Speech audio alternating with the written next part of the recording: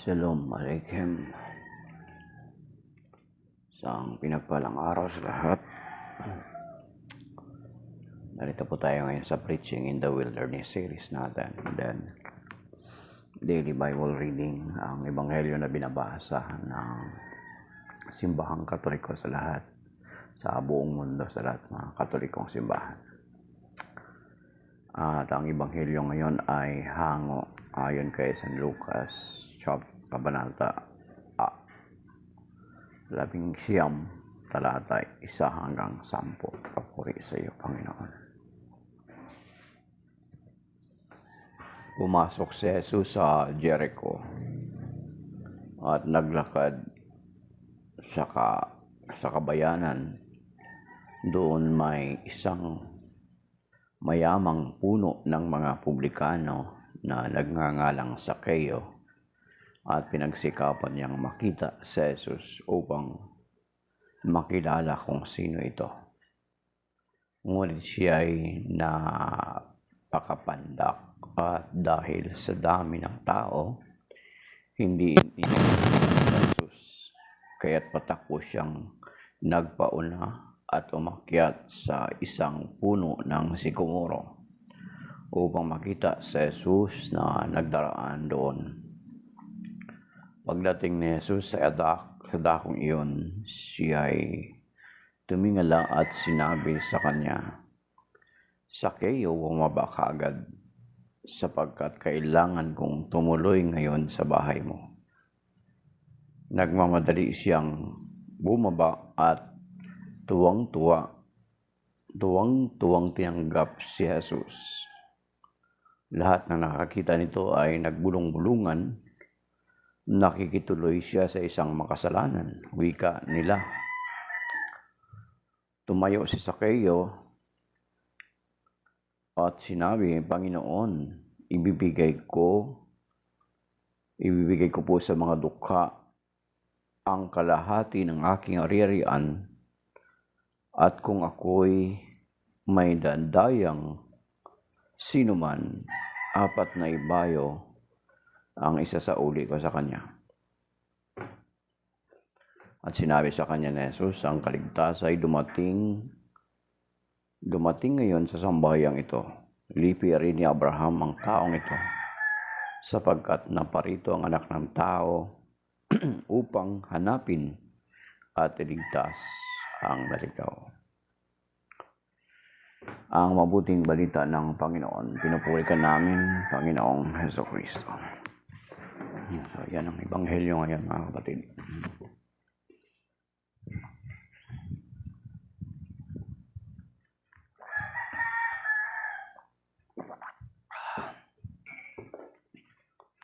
So, kahapon ang ebanghelyo ay patungkol sa bulag na nung nalaman niya na dumaan din ang Panginoong Jesucristo sa kanyang daraanan, ay para mapansin siya ay nagsisigaw na tinatawag niya ang Panginoong Jesucristo na Jesus, anak ni David. Inaulit-ulit niya, Jesus, anak ni David. So, despite na siyang bulag, iyon yung paraan niya para mapansin siya ng Panginoon. At binigyang pansin naman siya ng Panginoon at pinagaling. At ngayon naman, mga kapatid, ay patungkol sa isang publikano, isang mayaman na puno ng mga publikano. Noong unang panahon daw, ang mga publikano ay kinukonsidered as a public sinner. Sapagkat itong mga publikano or mga tax collectors ay hindi lamang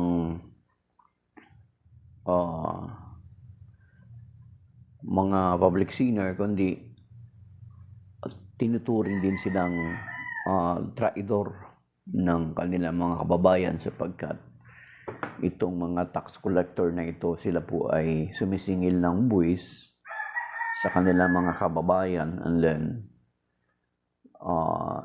ibinibigay ito sa imperyo ng Roma, sapagkat during those times they were under the rule of Roman Empire.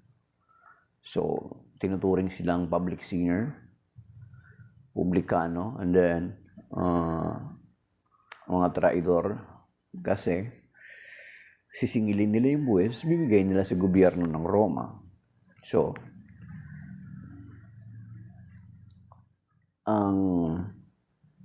ang pag-describe dito kay Zacchaeus, isa siyang mayaman, ngunit parang pandak siya. Ang pag-describe, napakapandak niya. So, ibig sabihin, hindi standard ng height ng mga Hudyo yung kanyang height. So, alam natin, noon, ang mga taong ito ay parang tinuturing na ang pananaw ng mga tao na kapag ganyan ang estado mo sa buhay ay parang kang isinumpa. Kaya siguro si Zacchaeus ay despite na tinuturing siyang public sinner, mas pinili niya na maging tax collector kasi ang style daw po ng tax collection sa kanila is magsisingil sila ng parang may tinatawag ito, meron tinatawag na may certain amount yung ibibigay sa kanila ng imperyo ng Roma, then dadagdagan po nila ito. Marang then yung amount na nare-require ng Roma, yung quota, yun yung ibibigay nila doon sa Roma. And then yung ipinatong nila, yun yung mapupunta sa kanila. Kaya that is why ang pa-describe sa kanya rito ay siya siyang mayaman.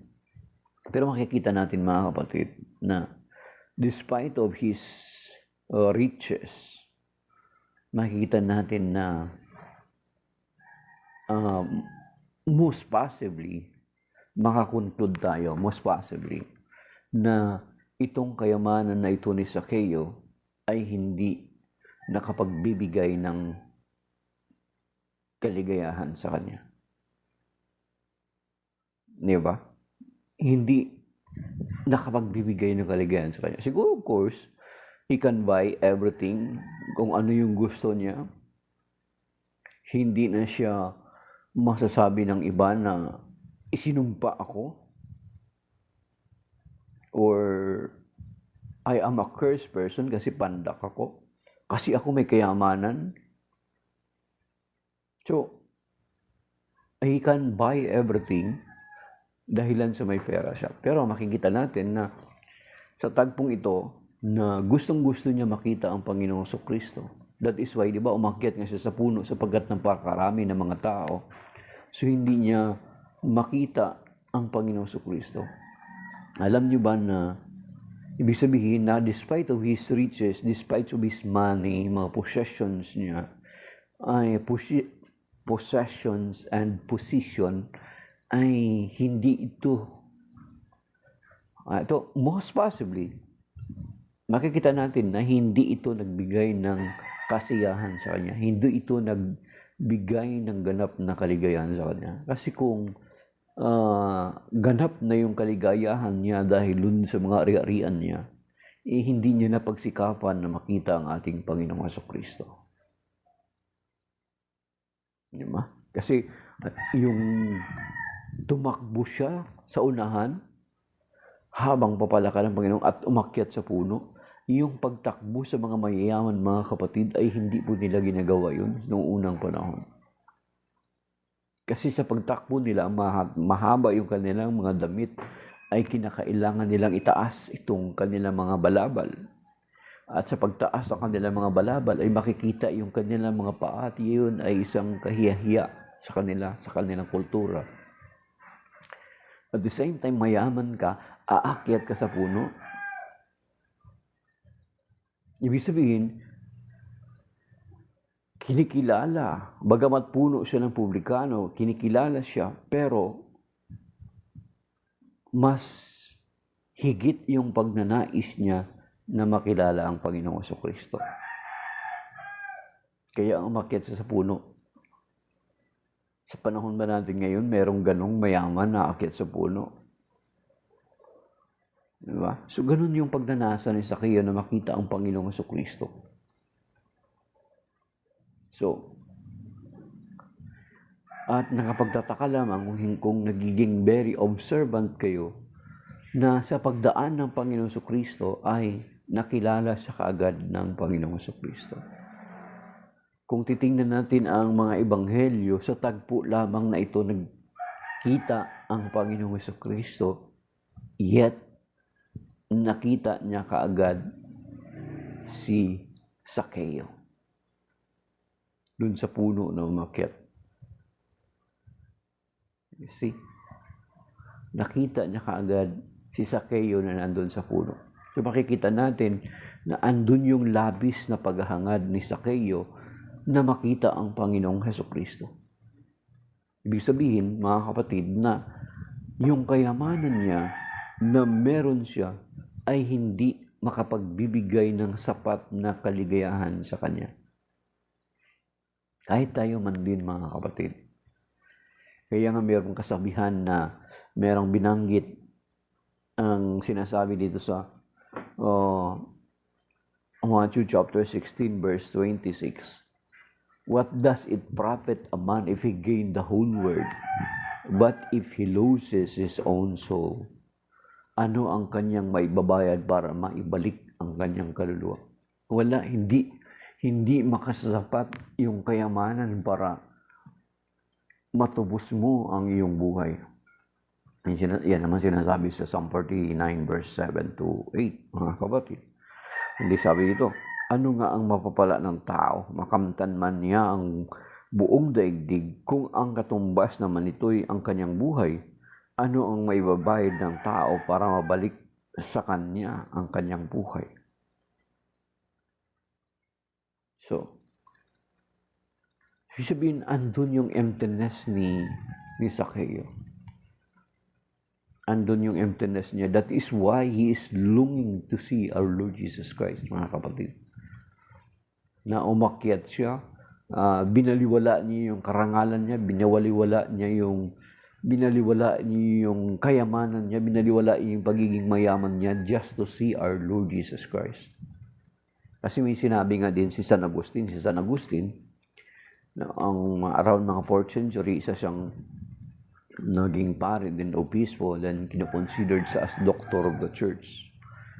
Prior si San Agustin ma-convert sa Panginoong Kristo ay isa siyang influence sa kanyang tatay na pagano na si Patricius at ang kanyang nanay Santa Monica. Lahat ng bisyo ay na kay San Agustin. Lahat ng gawain, makamundo, makalaman ay ginagawa ni San Agustin. Then later he realized na may sinabi si San Agustin na ginilikha mo kami para sa iyo, Panginoon. You have made us for yourselves, and our heart is restless until it find rest in thee, O Lord. Sabi niya, nilikha mo kami para sa iyo, at ang aming mga puso ay walang kapahingahan hanggat ito'y makatagpo ng kapahingahan sa iyo, Panginoon. So, ganun ang nangyari kay Sakeo.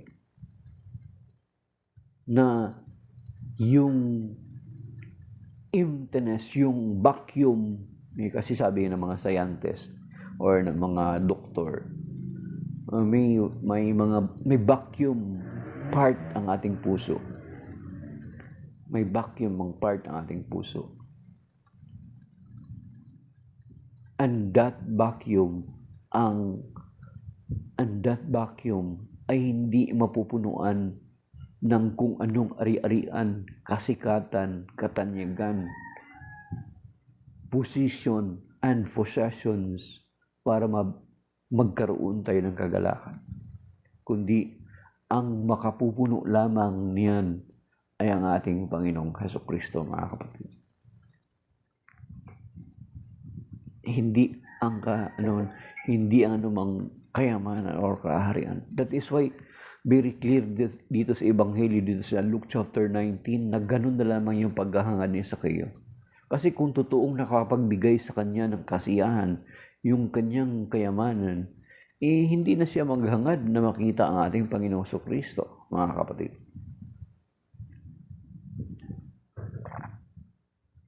Di mo ba? Tingnan natin kahit sa ngayon sa kasalukuyan, ang mga mayayaman,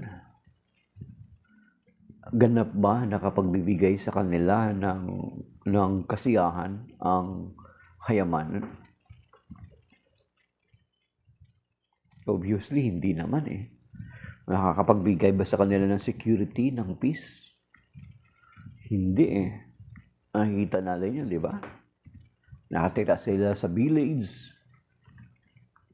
Nakatira sila sa village na may mga security sa gate. Pero yet, ang kanilang bahay ay may napapaligiran pa rin ng bakod.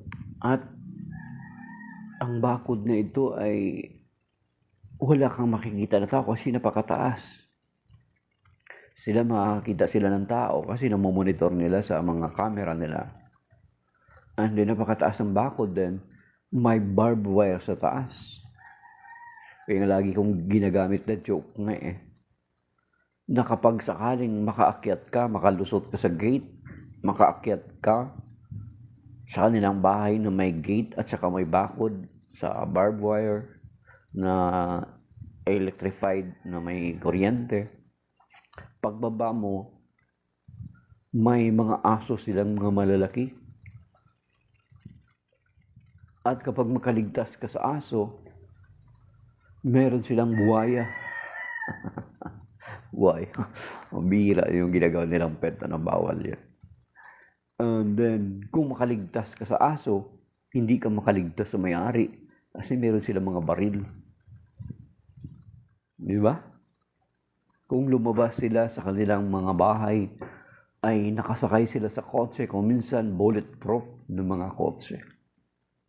Ibig sabihin, makikita natin na despite that they have the security, pero para hindi feeling nila na hindi sila secured.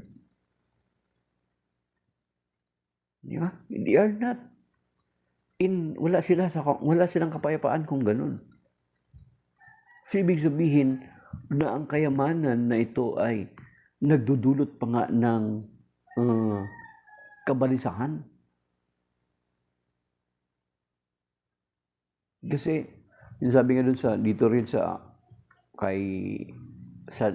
aklat din ng Ebanghelyo, ayaw ko San Lucas, sabi niya, great powers comes great responsibility. Kasi kapag may pera ka, dami kang gusto. Dami kang gustong bilhin, dami kang gustong gagawin, dami kang alalahanin.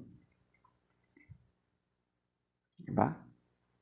Kaya nga doon sa 2 Timothy chapter 6 verse 10, sabi doon na, for the love of money is the root of all evil.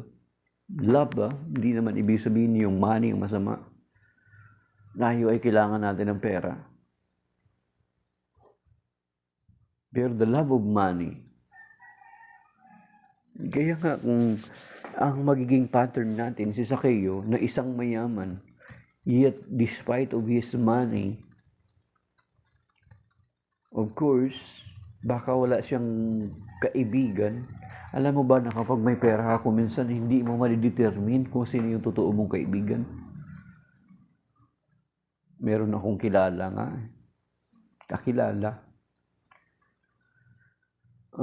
Nag-worry siya. Kakilala namin. Nag-worry siya na ngayong buhay ba lang siya ay parang gano'n na yung pagtrato sa kanya. Lalo na kaya kung tumanda na siya at wala na siya magagawa. Sino kaya ang mag-aalaga sa kanya ng kanyang mga anak? Worry siya mga kapatid. Nakapag-establish ng ilang mga ari-arian, mga bahay, pinagawa niya ng mga bahay, yung kanyang mga anak. Mga binigay niya. Pero nag-aalala siya na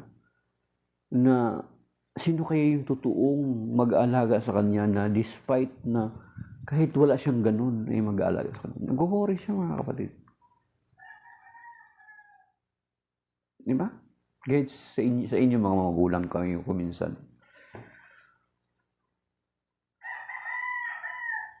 So si Zacchaeus, most possibly ganun, wala siyang ramdam niya na wala siyang totoong kaibigan kasi kung may pera ka, kasi itong tao na ito, ikaw din mismo mag-iisip totoo kaya itong taong ito sa akin? Baka kaya lang nagko-close ito sa akin because of my money. Tsaka at the same time, si Zacchaeus ay wala siyang kakaibigan talaga. Bakit? Yung turing siya naka-traidor ng kanyang mga kababayan. Sino yung magiging kaibigan niya? Kaibiganin siya ng mga Romano? Of course, pinapakinabangan lang siya ng mga Romano na makapagsingil ng buwis. And vice versa, nakikinabang din siya sa mga Romano kasi nakakasingil siya ng buwis sa kanyang mga kababayan. Kumikita naman siya doon. So, most possibly, walang kaibigan sa Zacchaeus.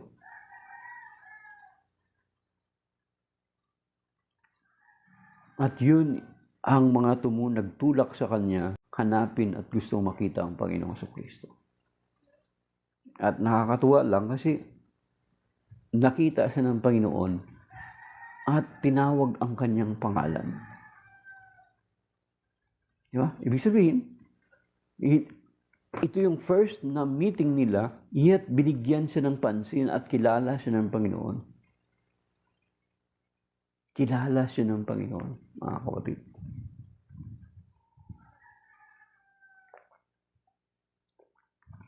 Diba? Ito yung mga instances na hindi lamang si Zacchaeus nakaranas nito. Si Nathanael, diba, nung pinakilala ni Felipe ang Panginoong Kristo, first met nila ay binanggit kaagad ng Panginoon, narito ang isang Israelita na walang katulad. Nung sabi niya, nung bago ka patawagin ni Felipe, ay nakita sa puno ng igos. O diba, isang instance yun. Pangalawa, kung naalala niyo nung magkakaroon sila ng Passover meal. Nagsabi ang Panginoon, saan mo gusto na ipaghanda ka namin ng hapunang Pampasko. Sabi niya, pumunta kayo sa isang nayon, makakasalubong niyo ang isang tao na may buhat na banga at susundan niyo siya at tanungin kung saan tayo pwede makapaghapunang Pampasko. Nakita nila at yun nga ang nakita nila. Pangatlo yun.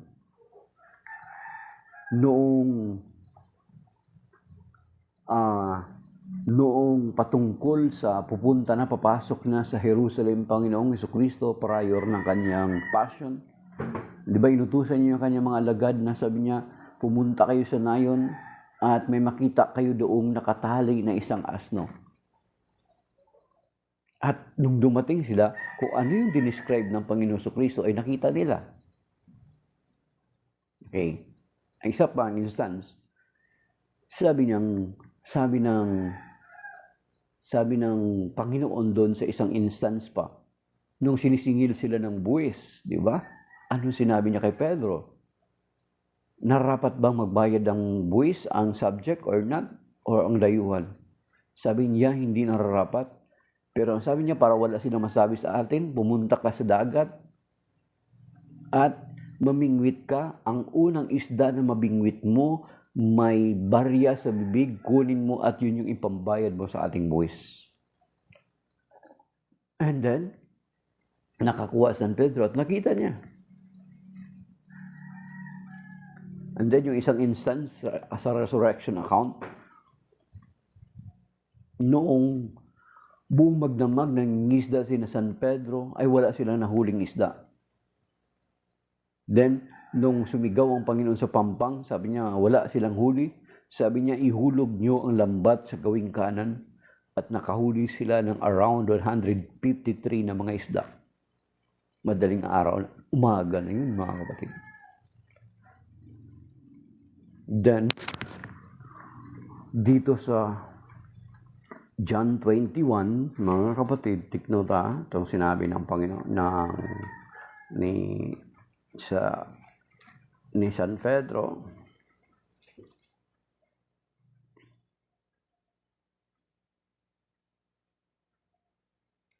So, John 21, verse 17. Pangatlong ulit na tinanong siya ni Jesus, Simon, anak ni Juan, iniibig mo ba ako? Nalungkot si Pedro sapagkat may kaitlo siyang tinanong, iniibig mo ba ako?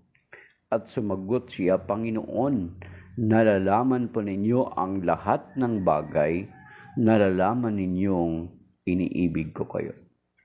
So, ni San Pedro, kinilala niya, thank you Pablo, ni San Pedro, kinilala niya na ang Panginoong Kristo ay nalalaman niya ang lahat ng bagay. And the Lord Jesus Christ ay hindi niya itinanggi. No, Peter, I do not know everything. Yeah, di ba? So, kaya umakyat nung tumingala sa puno, nakita niya kagad sa kayo at nakilala niya. So, kilala tayo ng Panginoon, mga kapatid. Kilala tayo ng Panginoon higit sa pagkakilala natin sa ating sarili. Then sabi niya kay Sakeo, bumaba ka riyan at pupunta ako sa inyo. At yun nga, mga tao nagbubulong-bulungan sapagkat makikituloy siya, sabi nila, makikituloy siya sa isang makasalanan. Yun yung previously nakapagtalakay na nga tayo ng ganito ring about this topic na ang Panginoong Kristo ay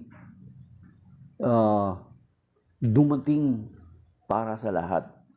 Dumating siya para sa mga makasalanan. Di ba itong sinasabi niya nga dito sa verse 10, sapagkat naparito ang anak ng tao pang hanapin at iligtas ang naligaw. Kasi mga Hudyo, itong mga Iskriba at mga Pariseo, ay ayaw nilang makisalamuha doon sa mga taong, mga publikano especially, because they are thinking na mahahawa sila sa pagkakasala, mga kapatid. Pero yung sabi natin dati na pwede tayong makisama sa ating makisama. Pero not necessarily na makikisama ka.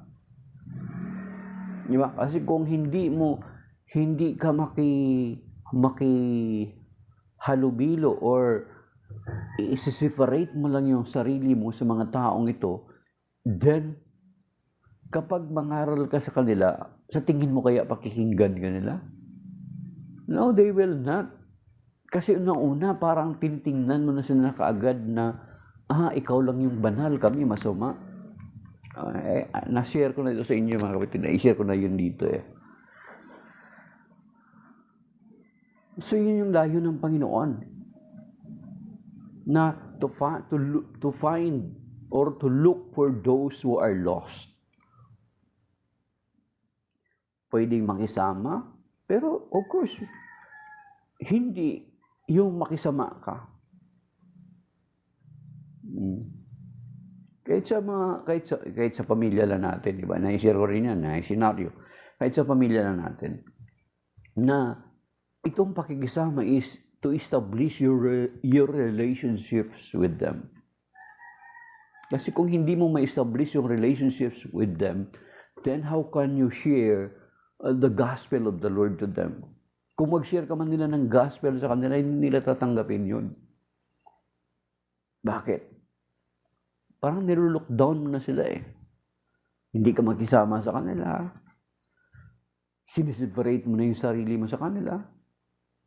Kapag mangaral ka sa kanila, hindi ka nila pakikinggan.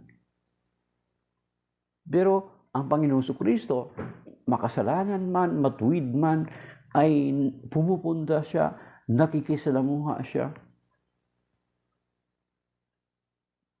Of course, may babala sa atin ng Biblia dito sa 1 Corinthians chapter 15 verse 33. Yun nga, pwede namang makisama, pero huwag kang makisama. Make sure to hold your ground as a follower of the Lord Jesus Christ. You are there not to be influenced by them. You are there to influence them.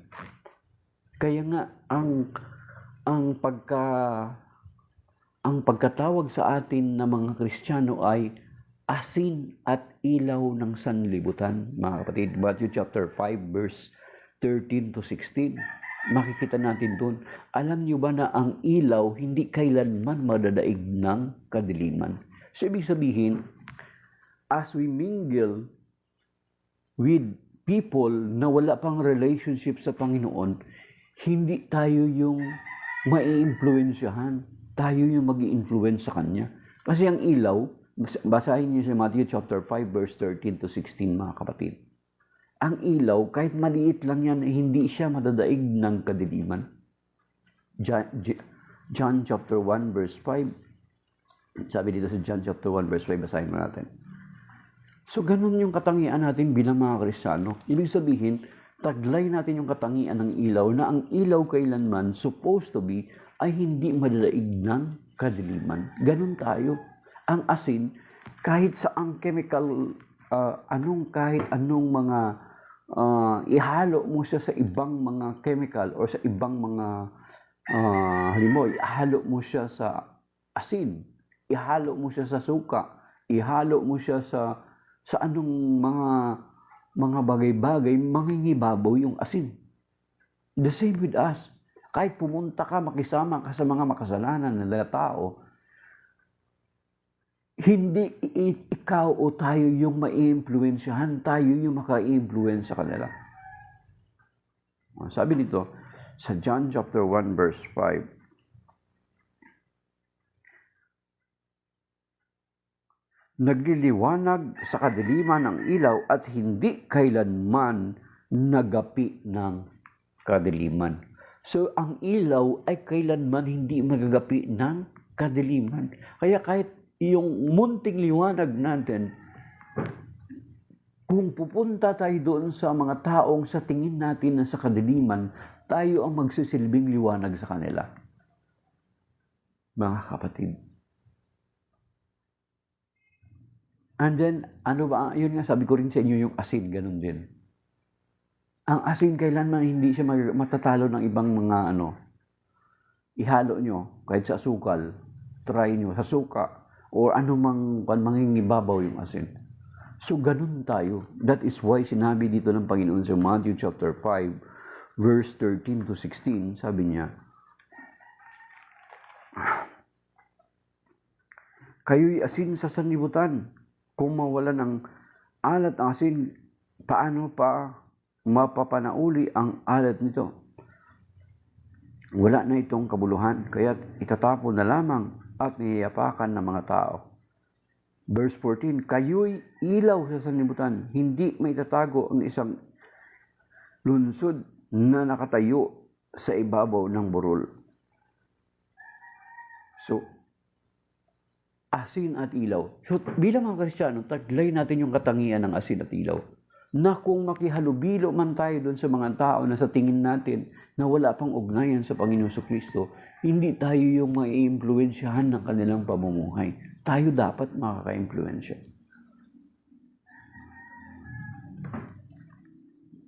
Ito sabi dito sa 1 Corinthians chapter 15 verse 33, babala ni San Pablo, sabi niya, kaya iingat kayo. Ang masasamang kasamay nakakasira ng magandang ugali. Kasi baka instead na ikaw yung maka-impluwensya sa kanila, instead you are holding your ground, ay ikaw yung na-impluwensyahan nila. Di ba? Kaingat kayo sapagkat ang masamang kasama ay nakakasira ng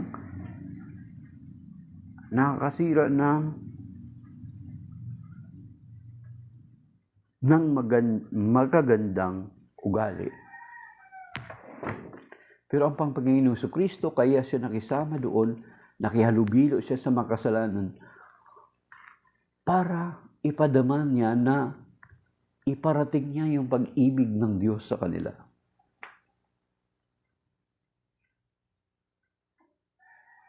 Mga kapatid. So, hindi pwede na ihiwalay natin totally yung sarili natin How can we share to them the Word of God? How can we share to them the gospel? So sabi ng Panginoon dito sa Luke chapter 19, sabi niya, naparito ako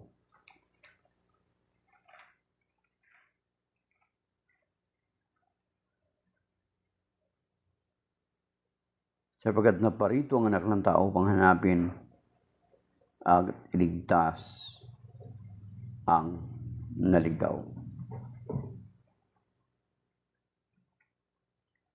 At itong paghahanap ng Panginoong Jesucristo ay patuloy niyang ginagawa hanggang sa kasalukuyan, mga kapatid.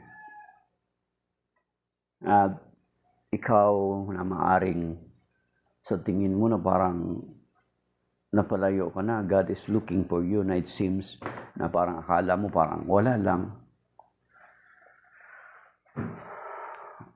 Baka akala mo lang na wala lang, parang hindi naman ako, wala naman akong halaga, parang wala naman akong halaga, pero katulad nung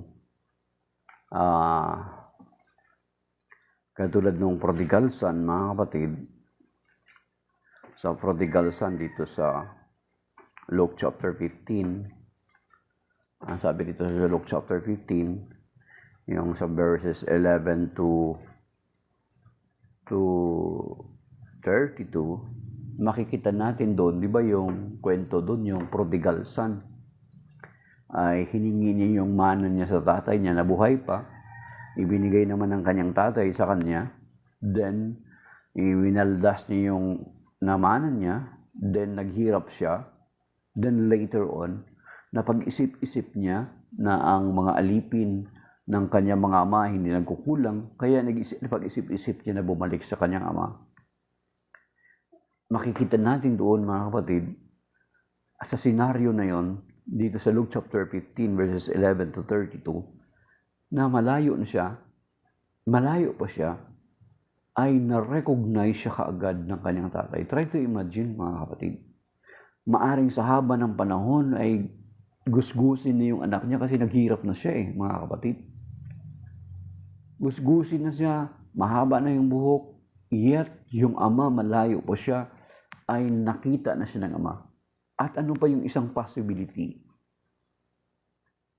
Maaring araw-araw naghihintay ang kanyang ama na bumalik siya sa kanila.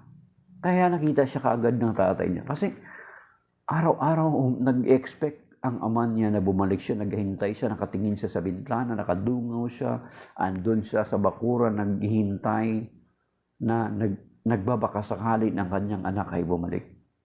So, ibig sabihin, talagang naghihintay yung tatay. The same with, kasi ang ama doon sa prodigal son na tinutukoy refers to God. Na despite of our sinfulness, God is still waiting for us to come back to Him. Yan sinasabi din sa Hosea, di ba? Sa chapter 14, come back to me with all your heart. Magbalik kayo sa akin. So, inihintay tayo ng Diyos na magbalik sa Kanya.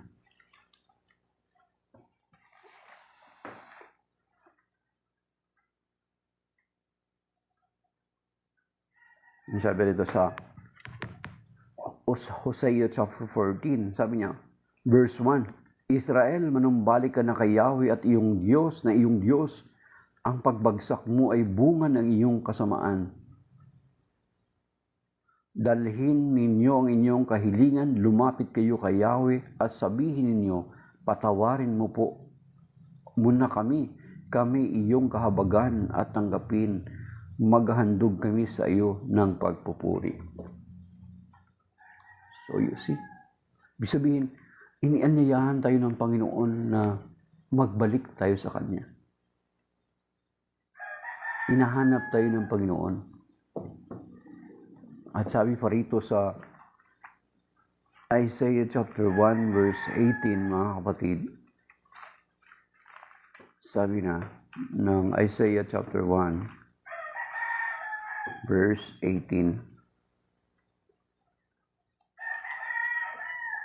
halik kayo at magliwanagan tayo. Gaano man karami ang inyong kasalanan, handa akong ipatawad ang lahat ng iyan. Kahit na kayo'y maruming-marumi sa kasalanan, kayo'y magiging busilak sa kaputian. So you see, God is inviting us to return to Him, mga kapatid. Hinahanap tayo ng Panginoon. Tayo lang yung tago ng tago. At sabi pa nga rito, gayahin natin yung ginawa ni Sakeo na despite na bigat sa kanyang kabigatan, sa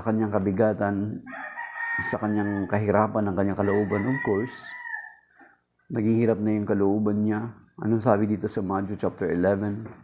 Kung sa tingin mo na ikaw ay hirap na rin at bigat na bigat ka na rin sa kalooban mo sa kasalukuyan, why not return to the Lord? Sabi dito sa Matthew 11:28, ang Panginoon ay nag-aanyaya pa rin. Sabi niya rito,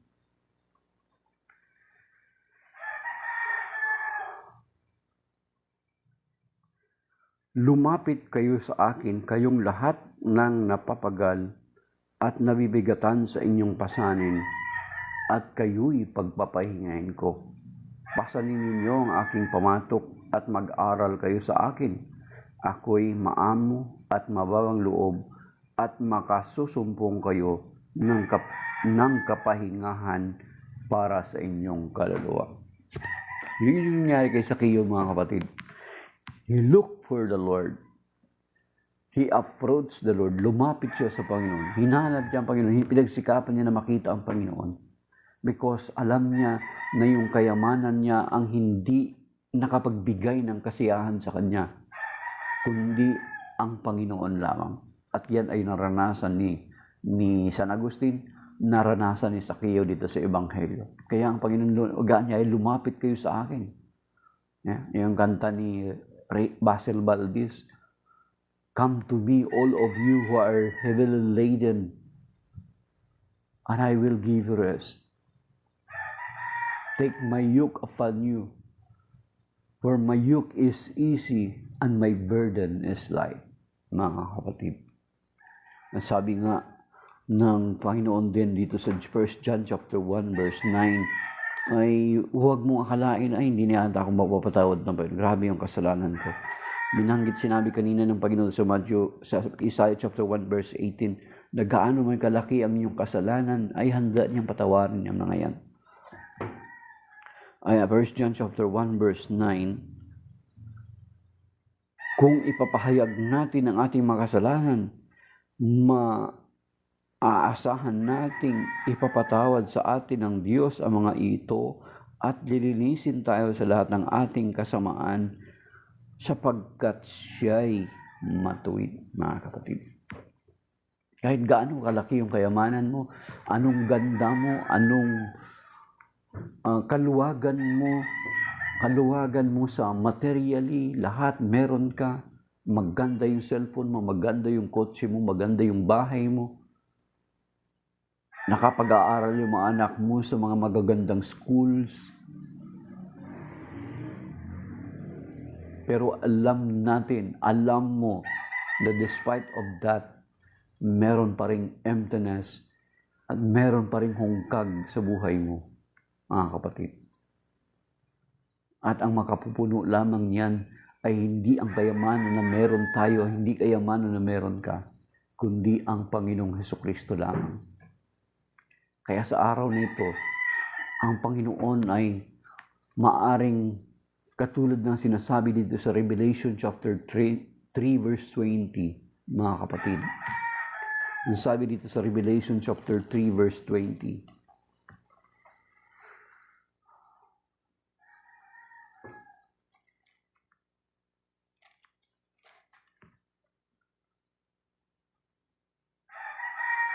nakatayo ako sa labas ng pintuan at tumutuktok. Kung daringgin ninuman ang aking tinig at bubuksan ang pinto, ako'y papasok sa kanyang tahanan at magkasalo kaming kakain. I stand at the door and knock. If anyone hear my voice and open the door, I will sup with him I will dine with Him. Ibig sabihin, kumakatok ang Panginoon sapagkat wala siyang kinakatok niya tayo. Hindi niya pinipilit na pasukin yung buhay natin na wala tayong kapahintulutan. Because God gives us this free will, mga kapatid. Ang pagka-illustrate nga na nitong pinto na ito na tinutuktok ng Panginoon na nagsisimbolo ng ating puso, ng ating buhay, ng ating pagkatao, ay ang pinto daw po na ito ay ang doorknob or ang doorknob ay nasa loob lamang at wala siyang doorknob sa labas. It is a deadlock, mga kapatid. Ibig sabihin, ang maari lamang makapagbubukas ay yung tao na sa loob. Kaya nga, kumakatok ang Panginoon sa ating puso. It is for us kung pagbubuksan natin siya o hindi. Pero kung sa tingin mo na despite of everything, despite of mga material things na meron ka, yet ramdam mo na hindi ka pa rin masaya, malungkot ka pa rin, mabigat pa rin yung buhay mo. Bakit hindi ka lumapit sa Panginoon?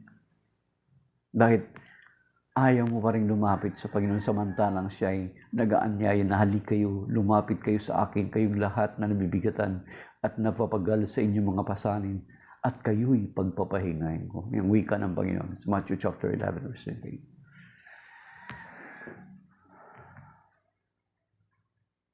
So, yan lang yung mga kapatid, ang maybe my parting words is, the Lord is looking for you. The Lord is looking for us and waiting for us to return to Him. Katulad ng ama sa kwento ng prodigal son, the father in the parable always nag-aabang sa kanyang anak, sa pagbabalik ng kanyang anak.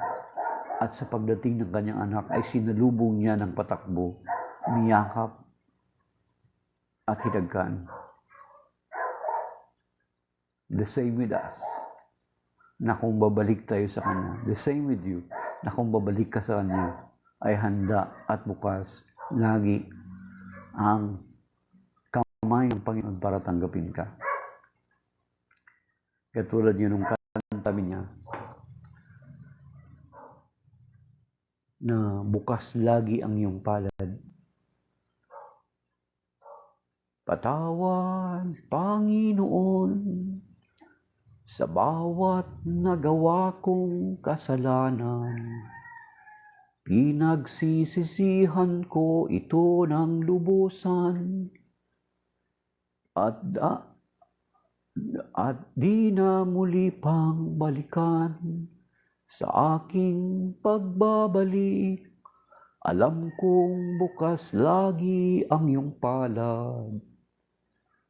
Tulungan mo ako sa aking kahinaan at lagi mo akong gabayan. Yan mga kapatid.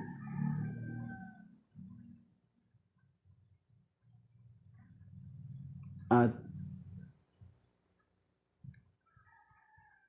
sa araw nito is patuloy na hinihintay tayo ng Panginoon. So, shalom mga kapatid. That is by now. Maraming salamat sa siyam na nag-share. And then sa 1.3 likes, yung mga nag-tap ng screen, or kahit hindi man nag-tap ng screen.